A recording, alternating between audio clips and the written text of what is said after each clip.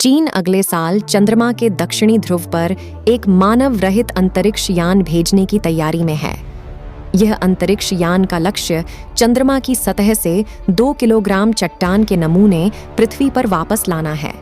China national space administration (CNAS) ने 29 सितंबर को कहा कि वह चांगी 6 को चंद्रमा के सुदूर हिस्से पर भेजेगा, जिसका अभी तक वैज्ञानिकों ने पता नहीं लगाया है।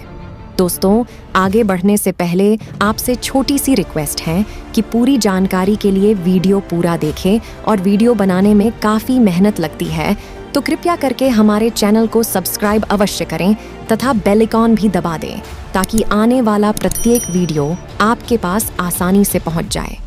दोस्तों, आपको बता दें कि चीनी अंतरिक्ष एजेंसी ने यह भी कहा कि वह 2024 की शुरुआत में चंद्रमा से संचार रिले करने के लिए क्यूकियाओ 2 या मैगपाई ब्रिज 2 नामक एक उपग्रह लॉन्च करेगा। चीन का लक्ष्य चंद्रमा के दक्षिणी ध्रुव पर कब्जा करने की है, जो कई तरह से खनिजों और दूसरे संसाधनों से भरा हुआ है। पिछले साल CNSA ने कहा था कि चांगी 6 का प्रक्षेपण 2025 में होगा। इस साल की शुरुआत में उसने समय सीमा को लगभग 1 साल पहले 2024 में शिफ्ट कर दिया है। ऐसे में चीनी अंतरिक्ष एजेंसी का लक्ष्य अब इस अंतरिक्ष यान को अगले वर्ष में प्रक्षेपित करने का है। CNSA की नवीनतम घोषणा मिड एटम फेस्टिवल के साथ मेल खाती है, जिसकी उत्पत्ति चीनी पौराणिक कथाओं में चंद्रमा की देवी चांगी से हुई थी। भारत के चंद्रयान 3 के बारे में अफवाह फैला रहा चीन, यह तब हुआ जब एक शीर्ष चीनी वैज्ञानिक ओयांग ल्युआन ने बुधवार को दावा किया कि भारत का चंद्रयान 3, जो 23 अगस्त को चंद्रमा पर उतरा था, वास्तव में चंद्रमा के दक्षिणी ध्रुव के आसपास भी नहीं है। चाइना साइंस डेली को दिए इंटरव्यू में ओयांग ने दावा किया कि भारत के चंद्रमा लैंडर के बारे में 2 चीजें स्पष्ट करने की आवश्यकता है। सबसे पहले, इसके लैंडिंग स्थान के बारे में विवरण गलत है। दूसरा, लोग दक्षिणी ध्रुव पर बर्फ के अस्तित्व को लेकर अति आशावादी हैं। उन्होंने कहा कि चंद्रयान 3 चंद्रमा के दक्षिणी ध्रुव क्षेत्र से कम 619 किलोमीटर दूर है। इसलिए यह कहना गलत है कि भारत दक्षिणी ध्रुव तक पहुंच गया है या उसके करीब भी है। Sochitchanin 6 में साइंस पत्रिका के एक लेख में चंद्रमा के दक्षिणी ध्रुव के पास स्थायी रूप से छाया वाले गड्ढे के तल में बर्फ की संभावना का सुझाव दिया गया था। भंडार की मात्रा लगभग 60,000 से 120,000 घन मीटर होने का अनुमान लगाया गया था। कई देश अब चंद्रमा के दक्षिणी ध्रुव पर बर्फ की तलाश कर रहे हैं, जो अगर मिल जाए तो उसे खनन करके ऑक्सीजन और हाइड्रोजन में तोड़ा जा सकता है, जो चंद्रमा पर संभावित मानव उपनिवेश के लिए 2 प्रमुख संसाधन हैं।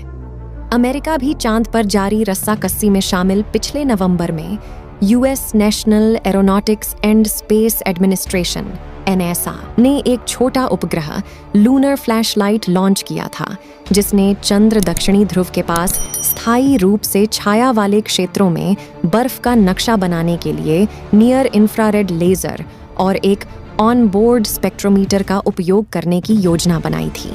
लेकिन नासा ने इस साल मई में कहा कि उपग्रह के propulsion सिस्टम में समस्याओं के कारण मिशन विफल हो गया था।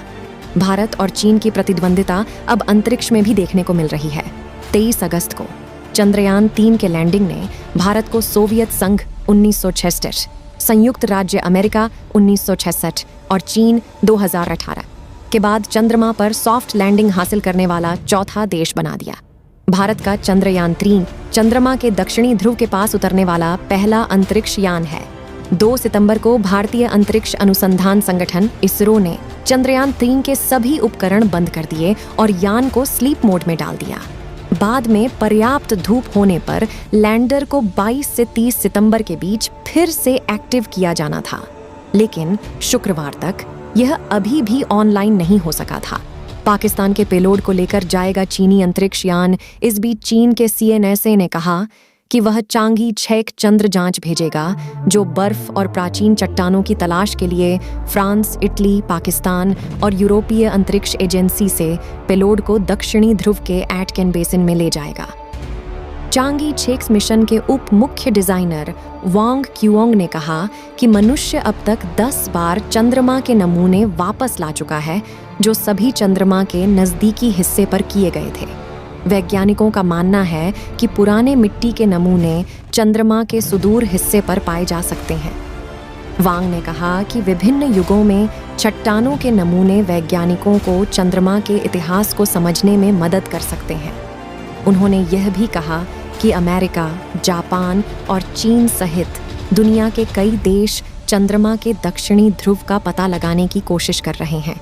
हमें उम्मीद है कि यह क्षेत्र और अधिक भीड़भाड़ वाला हो जाएगा। दोस्तों, ऐसे ही रोचक जानकारी के लिए हमारे चैनल को लाइक, शेयर और सब्सक्राइब ज़रूर करें।